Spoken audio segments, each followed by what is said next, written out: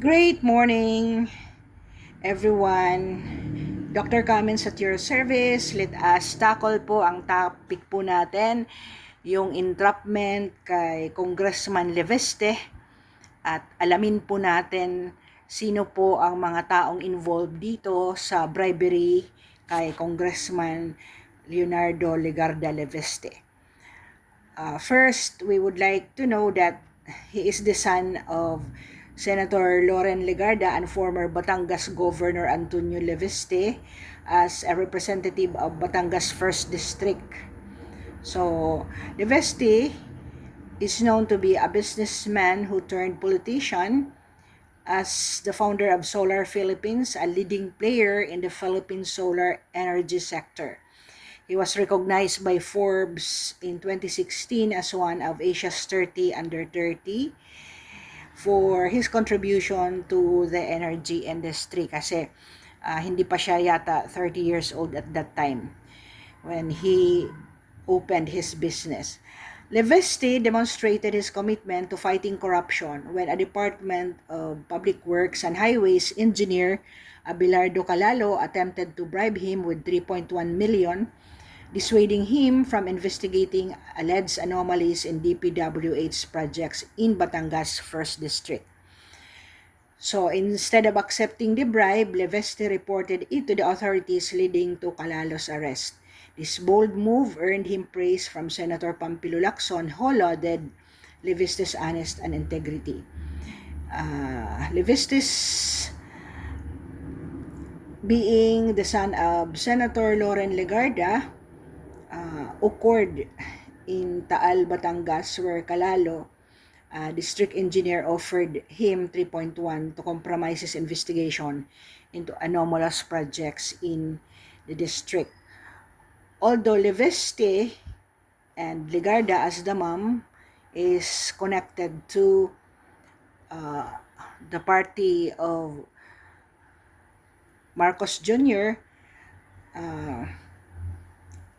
tingnan po natin ang nangyari doon sa pag-apprehend sa kanya ng Batangas Police Director Colonel Giovanni Americ Cibalo, who received information about the bribery attempt and caught Calalo in the act.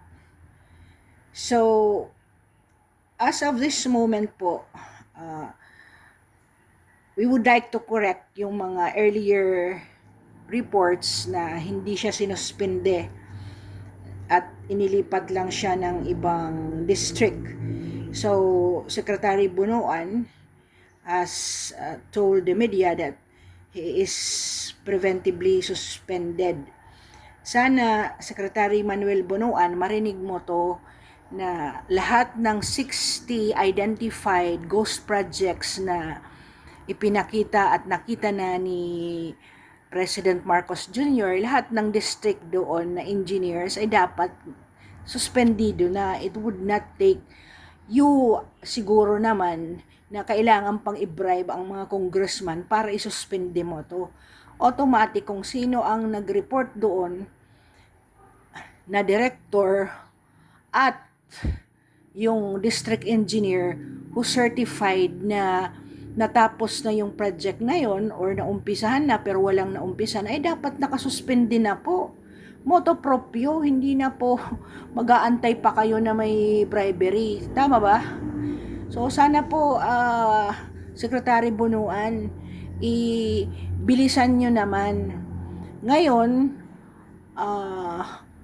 dapat mag-create ng whistleblower program tayo na i-institutionalize yan, na kung sino rin ang mga kasabwat ng mga congressman na dapat pumiyok ang mga DPWH na to.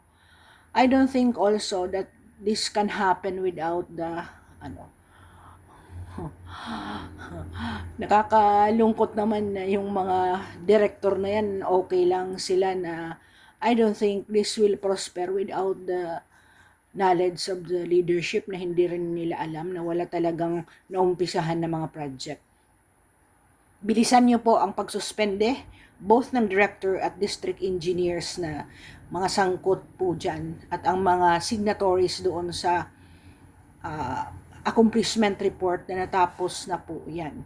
Also, sana yung Commission and Audit also would also evaluate yung mga COA auditors na nag-certify na tapos na rin yan at hindi natingnan na wala pang project talaga na nangyari. So, it should be a multi-pronged approach on how to address this. Thank you for listening. Thank you for commenting.